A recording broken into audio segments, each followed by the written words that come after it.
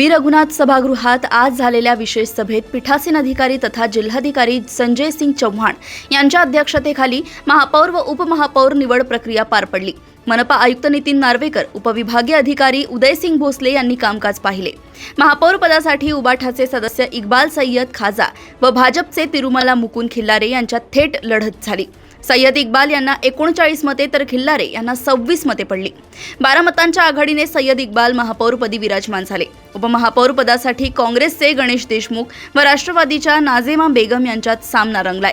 देशमुख यांना 38 मते तर नाझिमा बेगम यांना 27 मते मिळाली। राष्ट्रवादीचे नगरसेवक अक्षय देशमुख यांनी पक्षाच्या व्हीपच्या विरोधात मतदान करत उबाठा उमेदवाराला साथ दिली। तसेच प्रभाग क्रमांक 7च्या अपक्ष रजिया बेगम, मोहम्मद युनुस यांनीही उबाठा उमेदवारास मतदान केले। त्यामुळे अपेक्षित 37 मतांऐवजी 39 मते मिळाली। निवड जाहीर होताच खासदार संजय जाधव, माजी खासदार तुकाराम रेंगे, आमदार राहुल पाटील, माजी आमदार सुरेश देशमुख, डॉक्टर विवेक नावंदर, सिद्धार्थ हत्तीअंबिरे, ॲडव्होकेट मुहाजिद खान, सय्यद खादर, रामभाऊ घाटगे, अरविंद देशमुख यांच्यासह नवनिर्वाचित नगरसेवक, मनपा अधिकारी कर्मचारी उपस्थित होते।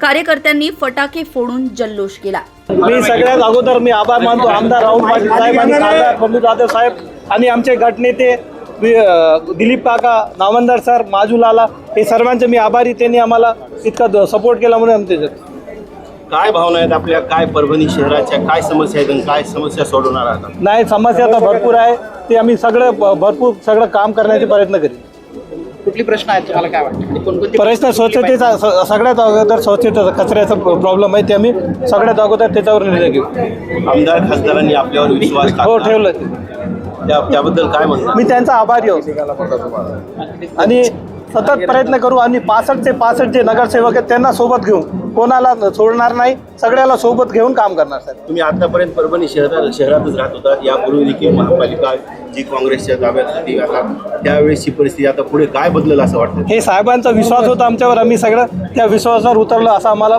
वाटतं। जगात जर्मनी आणि भारतात परभणी ही नवीन काहीतरी भूमिकेत असती, तर त्या भूमिकेचा जे चंद्रपूरला झालं ते इथं होणार नव्हतं। कारण की मोठ्या आमचे ज्येष्ठ जेवढे बी नेते आहेत तर त्यांच्या एकमेकांमध्ये समन्वय असल्यामुळे ही गोष्ट झालेली आहे आणि चंद्रपूरमध्ये समन्वय नसल्यामुळे तिथे कार्यक्रम झालेला नाही। महापौर उपमहापौर दोघंही तरुण आहात, काय परभणीचे प्रश्न आहेत आणि काय सोडवण्यासाठी प्राधान्य? सगळ्यात पहिले कचऱ्याचा जो परभणी शहरात जो वेळाकाळ झालेला आहे तर नक्कीच तो आम्ही पहिल्या प्रयत्नात तो करणार आहे आणि अंडरग्राऊंड ड्रेनेजचा जो विषय आहे तो पण लवकरच कार्यान्वित करण्याच्या प्रयत्नात आहोत आणि इथले जे आपले स्थानिक उद्यान जे आहेत ते भकास परिस्थितीत आहेत आणि ती कुठेतरी डेव्हलप करून परभणीकरांसाठी ते खुले करण्याचा एक मोठा मानस आहे।